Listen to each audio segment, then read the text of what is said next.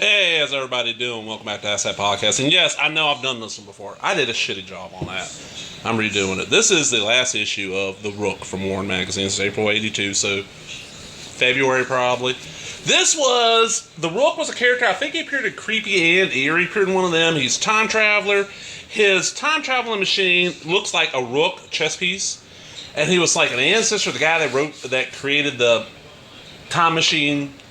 Supposedly that's a real story. There's the Rook. Oh man, there's the Rook right there. That's the final issue. This is more like an adventure sci-fi series coming out of Warren. Let me tell you first the bad news and the good news. The Goblin's getting his own series. So we got The Dane Curse, which is Rook. So we got a nice Sherlock Holmes story. We got The Goblin, which of course becomes its own series. We got The Fight in Armenia, and then we got Eagle, which is a Western. This was published 6 times a year, so yeah, pretty much every other month.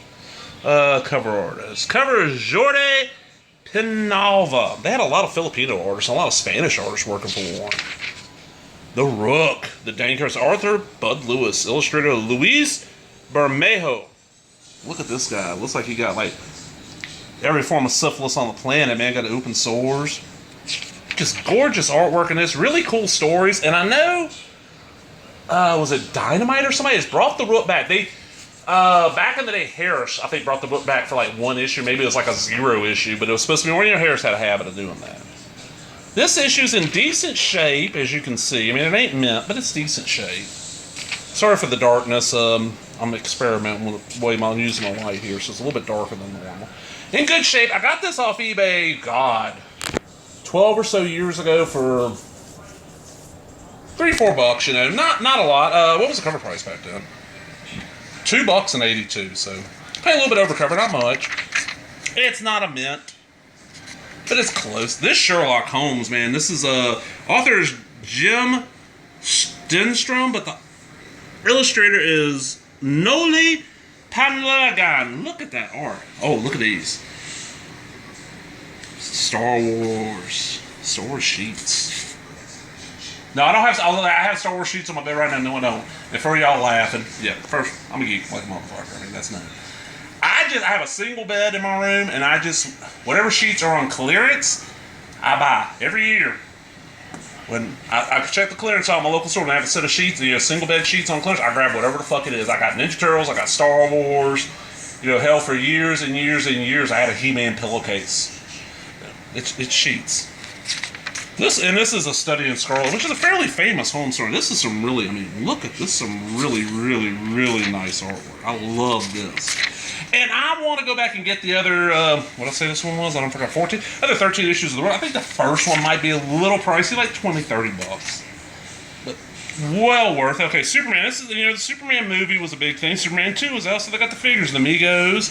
Hey, it's General Zod. I got a General Zod Migo about that size now. Then we get the Goblin. This is a Bill Dubay author, Lee Elias.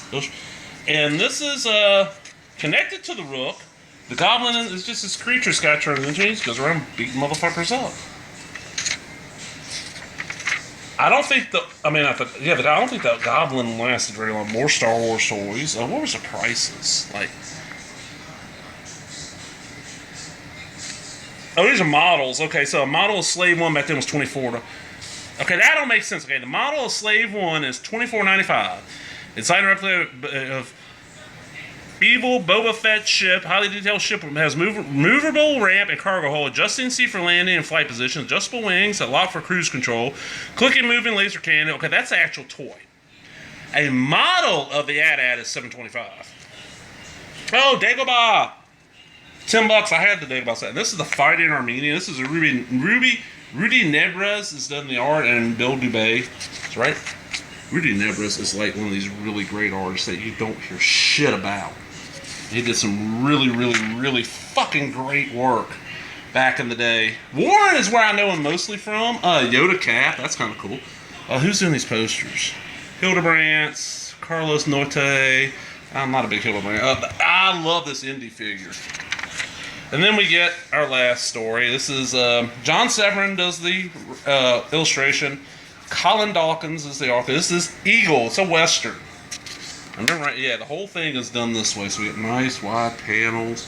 Really highly detailed art. Like, they're really cool. I'm kind of surprised somebody has not done. I mean, was it Dark Horse was doing the Creepy and Eerie's and Vampies? Well, Creepy and Eerie, I think Vampies over at Dynamite. I'm surprised somebody hasn't done, this other show. Like their Spirit magazine, that was a really great.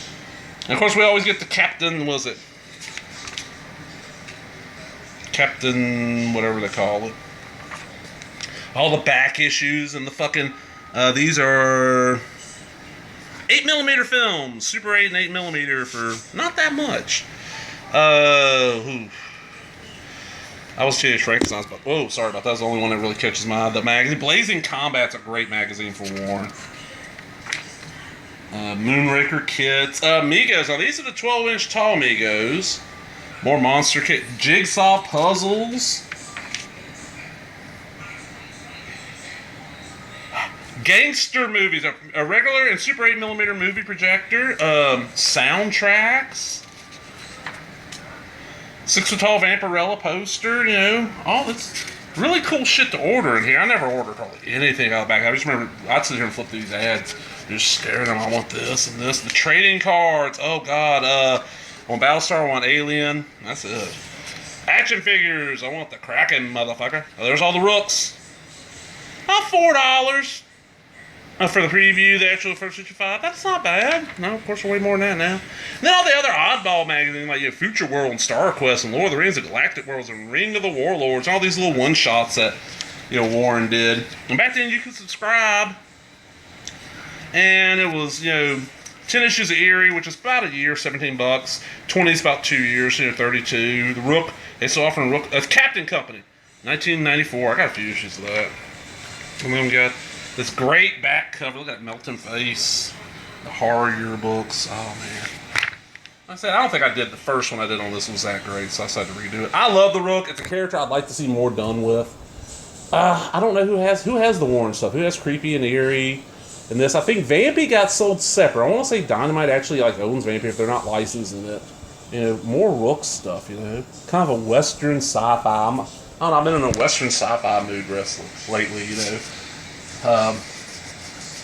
the Wild Wild West TV show, not that god-awful movie, or stuff like that. What was that card game? Deadlands. It was like a steampunk western, I don't know.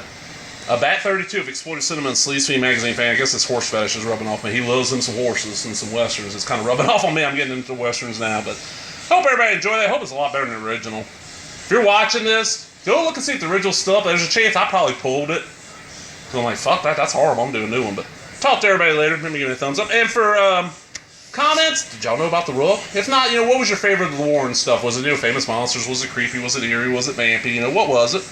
Alright, talk to everybody later. Bye-bye.